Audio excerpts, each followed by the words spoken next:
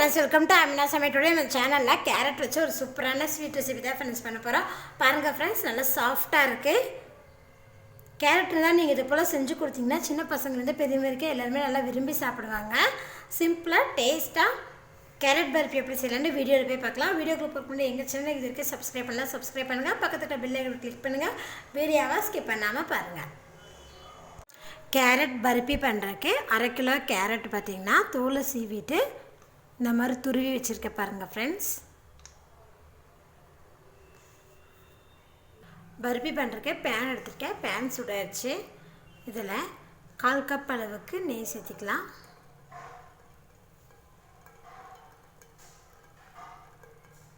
நெய் பாருங்கள் சூடாயிடுச்சு. இப்போ இதில் நம்ம வந்து துருவி வச்சுருக்கிறேன் கேரட் இதில் சேர்த்துக்கலாம்.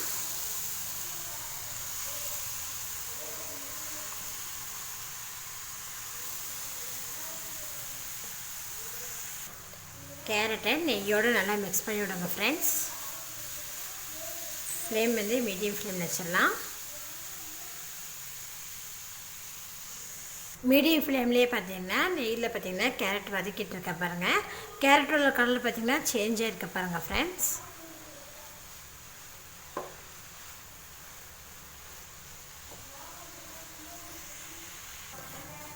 நெய்யிலே பார்த்தீங்கன்னா கேரட் பார்த்தீங்கன்னா நல்லா வதக்கிட்டேன் ஃப்ரெண்ட்ஸ். பாருங்கள்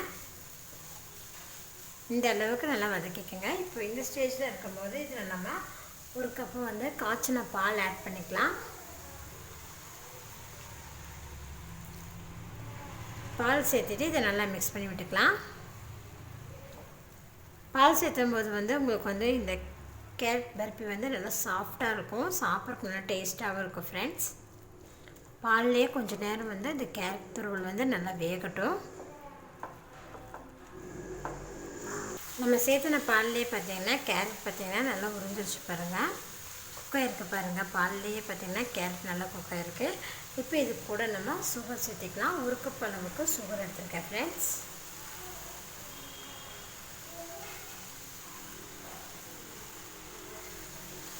சுகர் சேர்த்துட்டு இதை நல்லா மிக்ஸ் பண்ணி விட்டுக்கோங்க.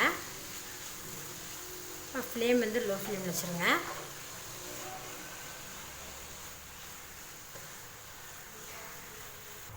சுகர் பார்த்திங்கன்னா நல்லா மெல்ட் ஆகிருக்க பாருங்கள். இந்த கேரட் துருவல் வந்து சுகரை நல்லா அப்சர்வ் பண்ணணும். அதனால் லோ ஃப்ளேம்லேயே வச்சு நல்லா வதக்கி விட்டுக்கலாம். பாருங்கள் லோ ஃப்ளேம்லேயே வச்சு நான் நல்லா கிளறிட்டேன். பார்த்தீங்கன்னா சர்க்கரை பார்த்திங்கன்னா நல்லா அப்சர்வ் பண்ணியிருக்க பாருங்கள். கேரட் துருவல் பேனில் பார்த்திங்கன்னா நல்லா ஒட்டாமல் வந்திருக்க பாருங்கள்.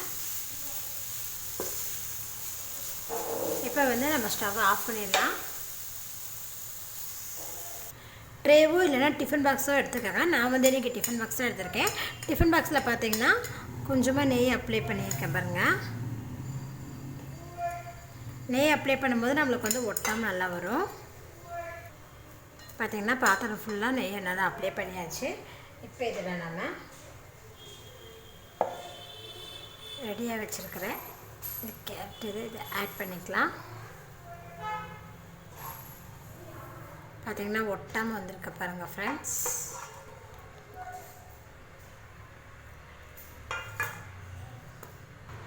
பாருங்கள் ஒரு ஸ்பூனை வச்சு நான் நல்லா சமம் பண்ணி விட்டுட்டேன் ஃப்ரெண்ட்ஸ். இப்போ இதில் வந்து நம்ம கட் பண்ணி வச்சுருக்கிறேன் முந்திரி இதில் ஆட் பண்ணிக்கலாம்.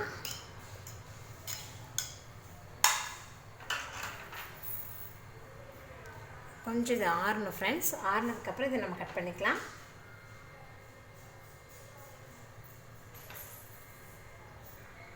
பாருங்கள் நல்லா ஆறிடுச்சு. இப்போ இதை நம்ம கட் பண்ணிக்கலாம்.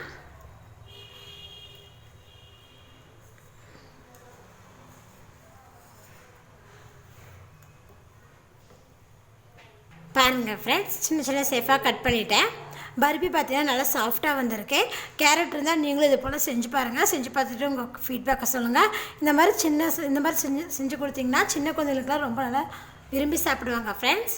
என்னோட இந்த வீடியோ உங்களுக்கு பிடிச்சினா லைக் பண்ணுங்கள். உங்கள் ஃப்ரெண்ட்ஸ் ஷேர் பண்ணுங்கள். மறக்காமல் ஆமினா சமையல் சேனல் சப்ஸ்கிரைப் பண்ணுங்கள். நன்றி.